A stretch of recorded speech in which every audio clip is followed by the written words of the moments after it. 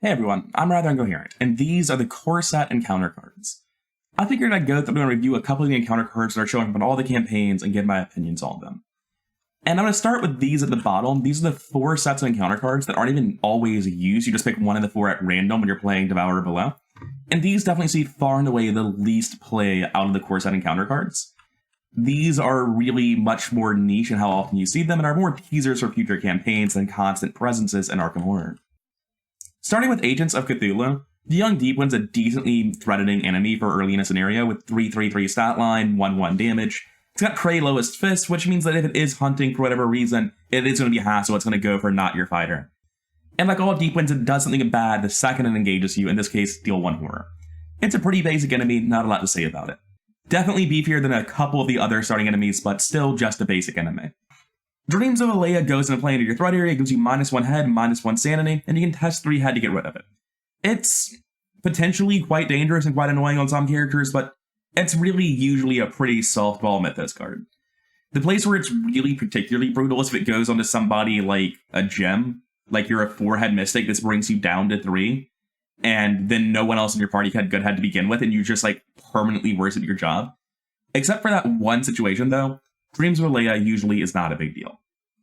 Coming over to the Agents of Astor set, the Screeching Byakhee is a much beefier enemy. It's actually a victory point enemy. It's a 3/4/3 enemy, hits for 1/2, has victory 1. It's got Prey, lowest remaining sanity, and Hunter.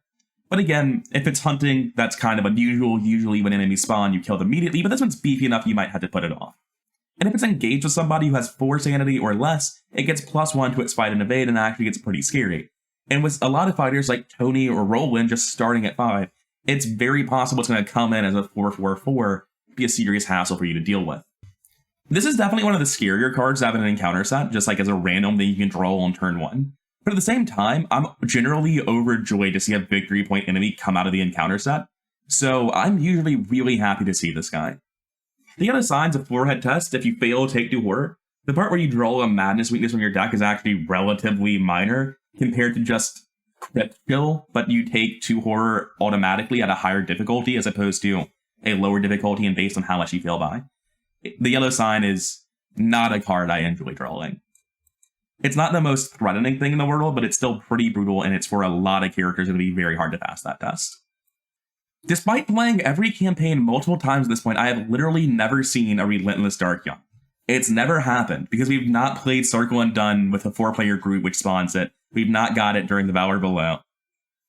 Need to see this guy at some point. Every time we play Circle and Done, I complain about not getting victory because we're a 3-player group. It's a 4/5/2 enemy, its Prey is the lowest foot, but again, it's probably just going to be fighting whoever it spawns with. And at the end of the round, you heal 2 damage from it. So it's pretty damn beefy if you can't kill it in 1 round. It's also victory 1. I don't know if I mentioned it hits for 2/1.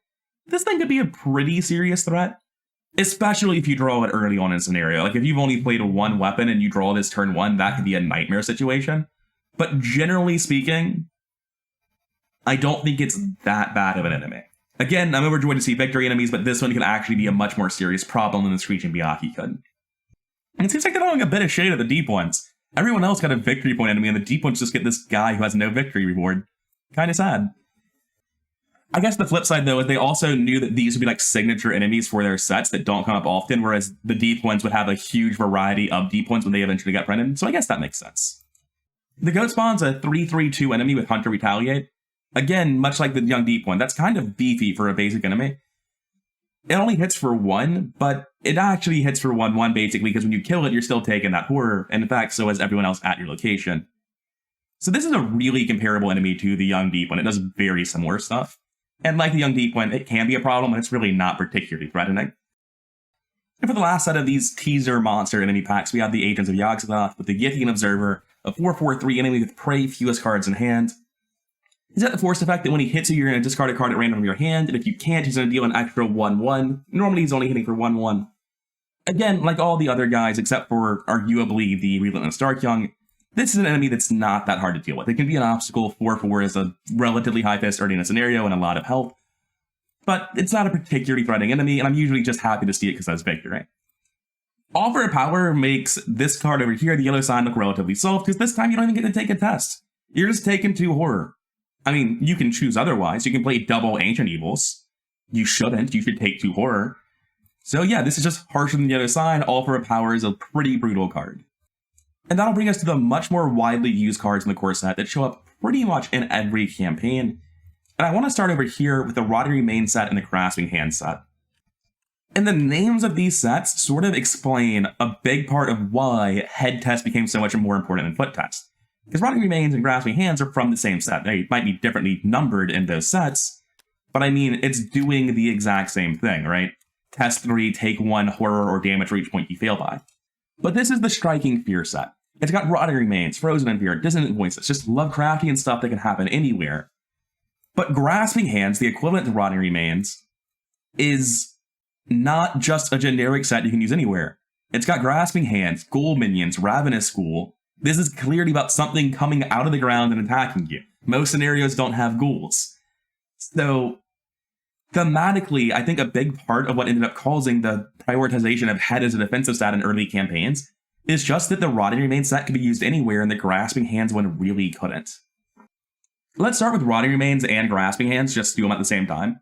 Test 3 Brain or Foot for each point you fail by, take 1 horror or damage.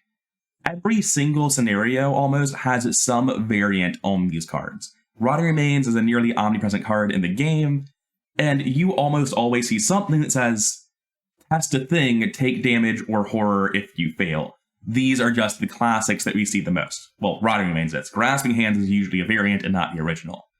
And encounter sets have to have cards like this to slowly rack up damage on the players and drive you out of the scenario.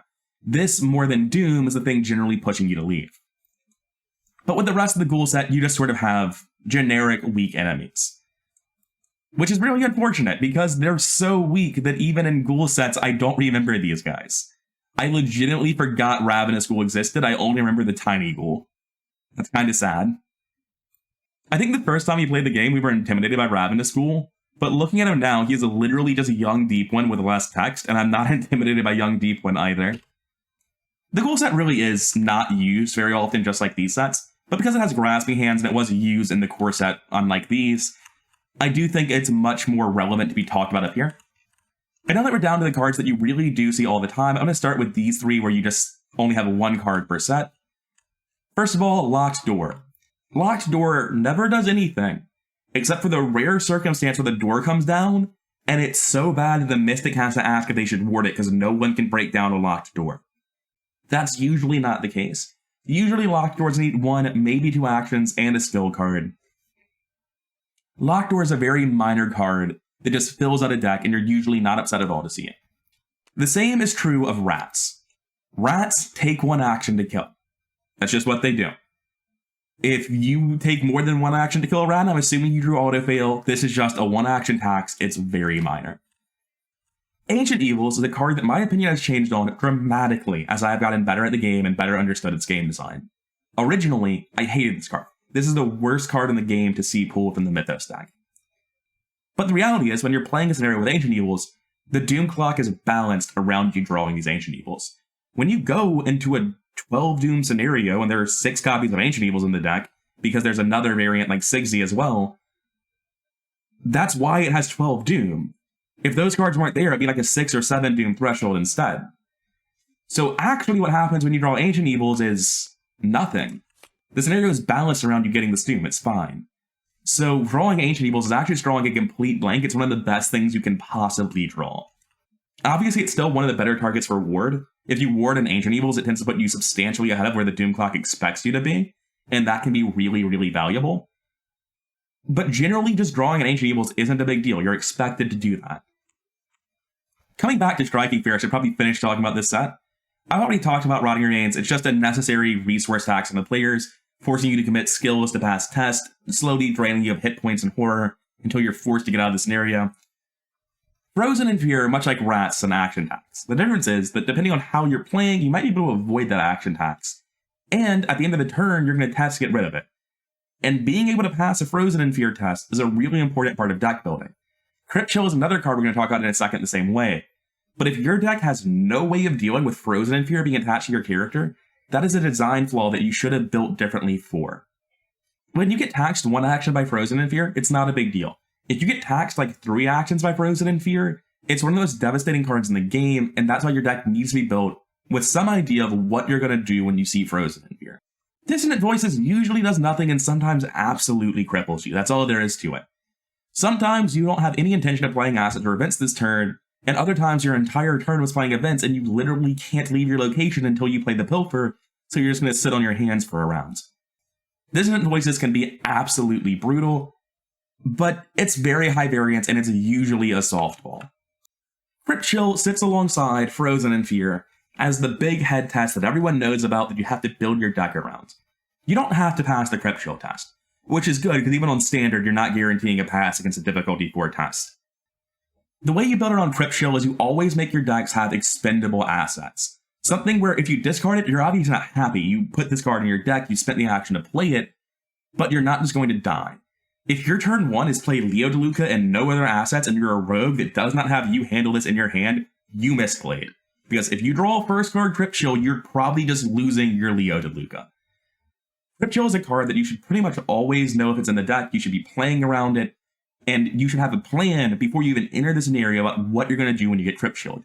Whether that's a way to pass the test or a way to discard an asset without caring, you need a plan. Obscuring Fog is almost always the softest card in the game. It frequently just attaches itself to locations without clues, or locations with so low shroud that you don't care. Even when it attaches itself to high shroud locations, usually you'll be able to find a way through where you commit a bunch of skills to the test and get through it. It's almost impossible for Obscuring Fog to be an actual problem, but in the rare scenario that it is, it feels insurmountable. Where it bumps the location from like 5 shroud to 7 shroud, and it had text on it that was like, you need to over-succeed by 2 to get a bonus effect. And it's like, I don't think I'll be passing what is effectively a 9-book test. I'm just going to leave. But generally, Obscuring Fog is the softest card in the game, even softer than Locked Door. And it's these two encounter sets, really, that led to the prevalence of head as a defensive stats in early campaigns. These just showed up all the time. Grasping Hands basically never did, and Grasping Hands is the only foot check in this set. That's not true. All Links of Darkness is a foot check. It's just a very irrelevant one that only shows up in a very small handful of scenarios. Because again, it's Night Gaunts. And like ghouls, Night Gaunts aren't in every scenario. They're basically only showing up in the Dreamlands and in Arkham. That's it. There are 2 issues with All Wings of Darkness, though. First is that, like the Ghoul set, Night Gaunts rarely show up. It's pretty much just the Dreamlands and Arkham that you're seeing Night Gaunts. And the second issue is that it's really not a big deal. Test 4 foot, if you fail, take 1/1, then disengage from all the enemies and move to a central location. Like, yeah, it deals you 2 total damage, and it moves you around the map in a way that you're not happy about, but it's really not a huge deal to fail this, and neither of these cards can ever be put into every scenario, the way this block of 3 can. The Hunting Night Gaunt itself is not a super threatening enemy. As a 3-fist enemy with 4 health, it is able to be threatening. It does hit for 1/1, and it's a hunter. You can't just ignore it. Evading it is mathematically complicated, but in my experience, it tends to work out like a 3-foot enemy does. Much like most of the enemies in the core set, I have no strong opinions about Hunting Night Gaunt. He's rather basic. Which brings us to the last set, the Acolytes. The basic Acolyte enemy tends to have some variation that shows up in most campaigns, or the Return to set gives it a variation. It's a 3/1/2 enemy and spawns in an empty location, so just where you're not. And then when it enters play, you place a Doom on it. So you have to go deal with this guy, otherwise he's Ancient Evils. And unlike Ancient Evils, the scenario is not balanced around you ignoring Acolytes. You have to go kill these guys. Generally, the metric that a scenario 1 fighter has to be hitting is that you can very easily kill Acolytes. If you're not testing, at least in Standard, at +2 difficulty to deal 1 damage without consuming a lot of resources, then as a fighter in scenario 1, you're going to be struggling. For people like Daniela and Mark and Tony, that's just a basic punch deck. It's a part of why they're great fighters early in a campaign. But you need to have some sort of way to easily deal with Acolytes, because as a fighter, that is a huge part of your job. Wizard of the Order is basically big recursive Acolyte, but big is in quotation marks here. He's a 4/2/2 enemy. He still hits for 1, spawns an empty location as an Acolyte does, but he has Retaliate unlike them, for all of 1 damage, so who cares? This is really just to introduce new players to the word Retaliate. I'm going to be honest, I didn't know this card had Retaliate. I had no idea. It's just, I don't know if it's never come up or we just haven't realized it has Retaliate. But he has the forced effect that at the end of the Mythos phase, so right after you draw him, and then every Mythos phase afterwards, you place a Doom on him. The thing is, if you're able to kill an Acolyte without wasting resources, then whatever gun or sword you're using that deals 2 damage is going to give you a bonus that means you're killing the Wizard of the Order as well. If you can deal with Acolytes and you can deal with Wizard of the Order, it's not a problem. And Mysterious Chanting is really just here to accelerate the pace and force you to draw these cultists. There's actually a lot of the time merit to not killing an Acolyte if you can easily push it off a turn and you know the encounter set's not going to get too dangerous. Because it means if you draw Mysterious Chanting, instead of summoning another cultist and causing you to make more attacks and move more, you can just go kill the cultist that has 3 Doom now instead of 1. Generally speaking, you don't need to do that sort of thing. That's like way more advanced counterplay than is ever necessary in Arkham Horror. But Mysterious Chanting is usually a softball card.